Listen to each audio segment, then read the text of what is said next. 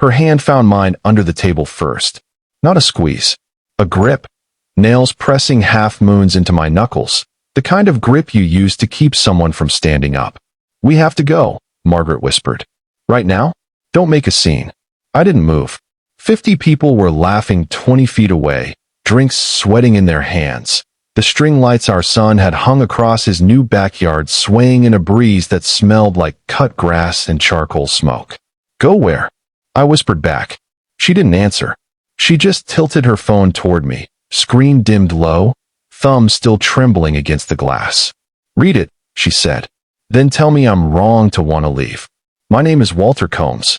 I'm 68 years old, and for 31 years I ran a commercial roofing company out of a two-bay garage in Dayton, Ohio, until it became something with 40 employees and a fleet of trucks with my name stenciled on the doors. I sold that company 4 years ago for $2.4 million. Not to retire rich, to retire careful. Enough to keep Margaret and me comfortable, enough to help our son Derek get his footing, and enough, I thought, to leave something behind when we were gone. Derek was 34, married 2 years to a woman named Priya, though this story isn't really about her. It's about what came after her, when the marriage quietly fell apart, and a new woman named Vanessa walked into Derek's life 8 months before that party, moved in within 6 weeks, and started rearranging our son's future like furniture in a house she didn't own. The party that night was to celebrate Derek's new house, a $610,000 house.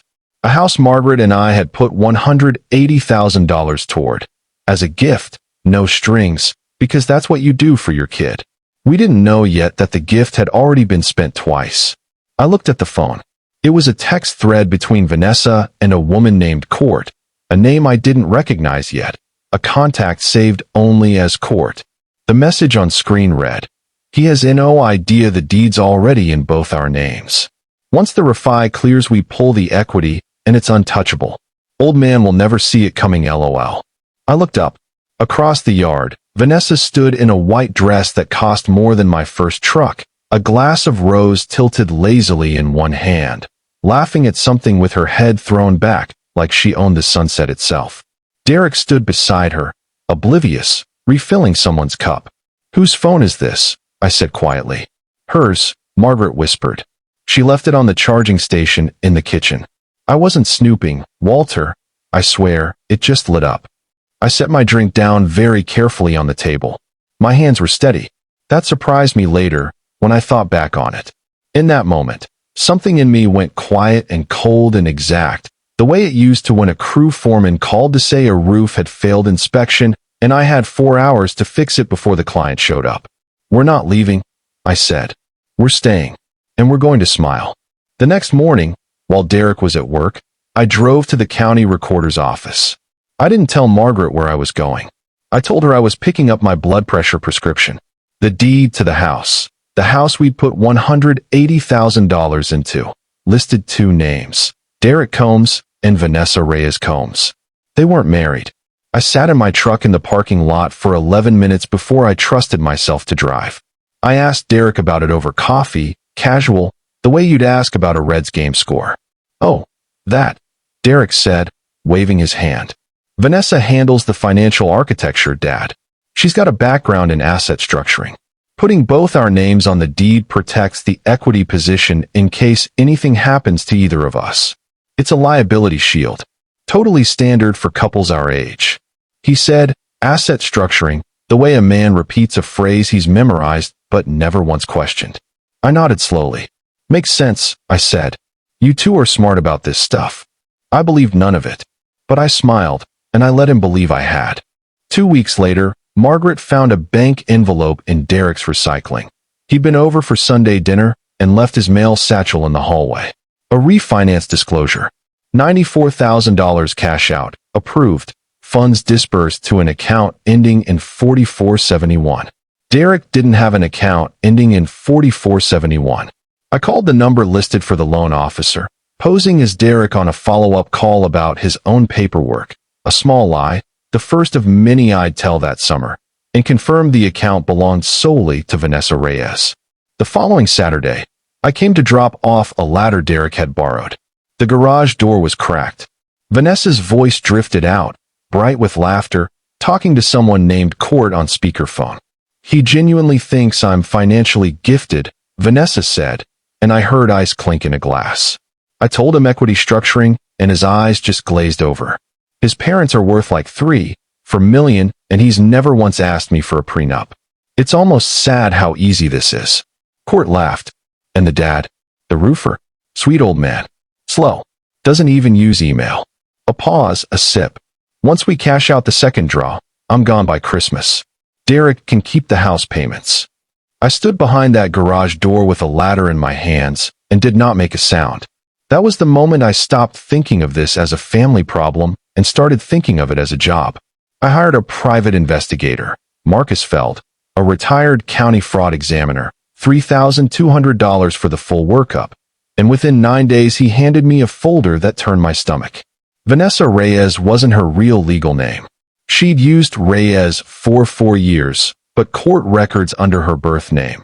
Vanessa Kowalczyk showed 2 prior instances of this exact pattern. Move in with a partner, get added to a deed or account within months, drain equity through a structuring refinance, disappear before the relationship reached its 2-year mark. One prior partner had filed a civil suit for $61,000 in Franklin County. He'd lost because he couldn't prove intent in time. I could prove intent. I had it in a text message that said, "Old man will never see it coming." I made a decision that week, and I made it on purpose. I was going to become slower, forgetful, a sweet old man who repeated stories, who fumbled his phone at dinner, who called the bank, the money place, and asked Derek to help him understand his own statements. I started wearing my reading glasses pushed up on my forehead, even when I wasn't using them, patting my pockets for keys I already had in my hand, letting silences hang a half-second too long before I answered questions, the performance of a mind starting to fray. Margaret hated it. "You're the sharpest man I know," she said. "Why are you doing this?" "Because a dangerous man doesn't survive by being feared," I told her. "He survives by being underestimated." Vanessa needs to believe I'm no threat. The moment she thinks I might be watching, she disappears with everything, and we never see a dime of it again. And worse, Derek never sees the truth. He has to see it proven, not told.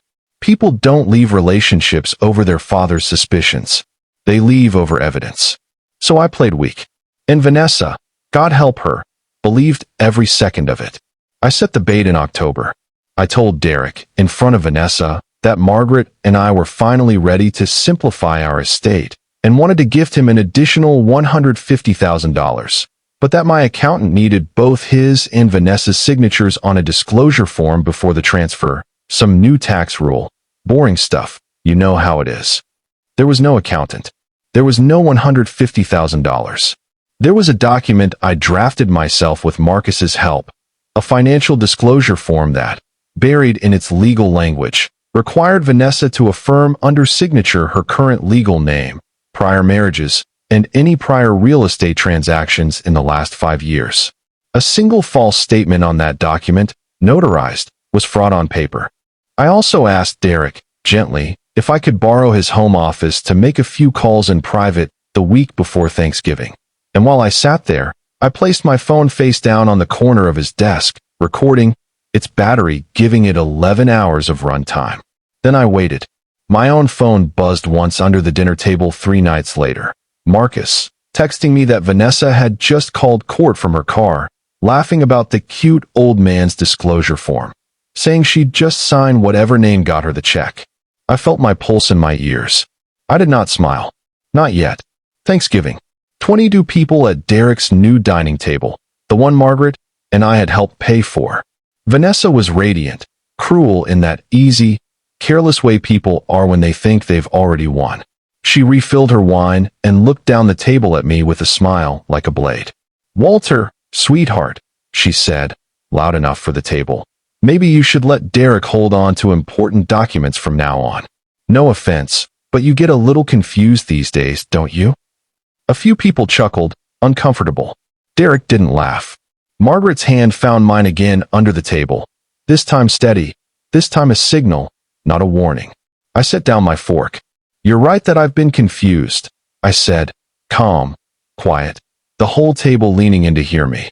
I was confused about why my son's house has two names on the deed, and he only ever mentioned one relationship. I was confused about a $94,000 refinance that landed in an account that isn't his. I was confused about why a woman named Vanessa Reyes shows up in Franklin County Court records 9 years ago as Vanessa Kowalczyk. The room went silent enough to hear the furnace kick on.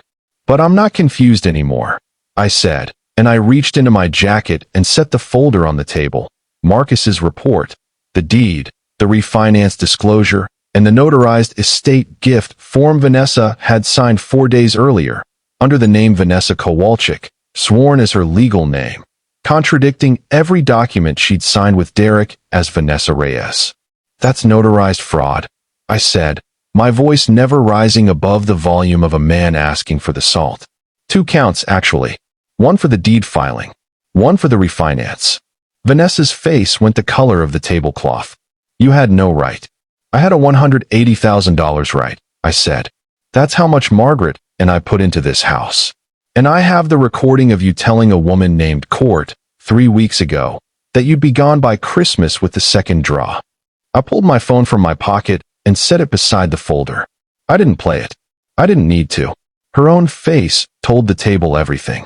2 detectives, Franklin County, arranged by Marcus a week earlier once the fraud was documented, knocked on Derek's front door 11 minutes later, time to the dessert course. Derek sat frozen at the head of his own table, staring at the woman he'd introduced as his fiancée. I picked up the fake $150,000 gift letter I drafted, the one that had never been real, and I tore it in half, then in half again, and set the pieces beside her wine glass. There was never $150,000, I said quietly. There was only ever a test. And you failed it in writing. Vanessa Kowalczyk was charged with 2 counts of financial fraud and 1 count of forgery related to false notarized statements. She pled to a lesser charge 8 months later and paid $71,000 in restitution to Derek, financed by liquidating the second refinance draw she'd already spent half of on a leased Mercedes she was forced to return. The refinance was reversed through the bank's fraud department within 60 days. Once Marcus's documentation reached their compliance office, Derek's name alone now sits on that deed. Court, full name Courtney Alvarez, it turned out, was never charged, but lost her real estate license the following spring after the state board received an anonymous complaint, backed by records, about her role advising Vanessa on structuring 3 prior properties. Derek's engagement was, obviously, over by New Year's. But here's the part one want you to hear. Vanessa had a 16-year-old daughter from a previous relationship, a quiet, polite girl named Ruthie who used to help Margaret in the garden every visit, utterly innocent in all of it. When the dust settled, Margaret and I paid for Ruthie's community college tuition for 2 years, quietly, through her school directly, no strings, no mention of her mother. Some people don't choose the storms they're born into. You don't have to punish the child for the parent's greed. It was late February, sleet turning to ice on the windshield, when someone knocked on our front door at 9 at night. It was Vanessa. No coat. Hair plastered to her face. A single duffel bag at her feet, the Mercedes long gone, some cousin's beat-up sedan idling at the curb behind her. "Walter, please," she said. "I have nowhere else. I made mistakes, I know, but I'm asking you, for old time's sake." I stood in the doorway, warm light behind me, Margaret's hand resting on my back. "There were no old times," I said, calm as I'd been at that Thanksgiving table. "There was only ever a woman testing how slow an old man could be made to look. I hope you find somewhere warm tonight. It won't be here." I closed the door. Not hard, just firm and final, the way you close a ledger once the numbers are settled. Margaret slid her arms around my waist from behind, and I felt her exhale for what seemed like the first time in 6 months. "You were never slow," she said against my shoulder. "Not for one single day." "I know," I said. "That was rather the point. Here's what 31 years of building something from nothing taught me. People who plan to take from you will always underestimate the ones who plan to protect what they love. Being underestimated isn't a weakness. Sometimes it's the sharpest tool in the box. And real strength rarely needs to raise its voice. It just needs to keep its receipts." If you were Walter, would you have played weak that long, or confronted her the moment you saw that first text?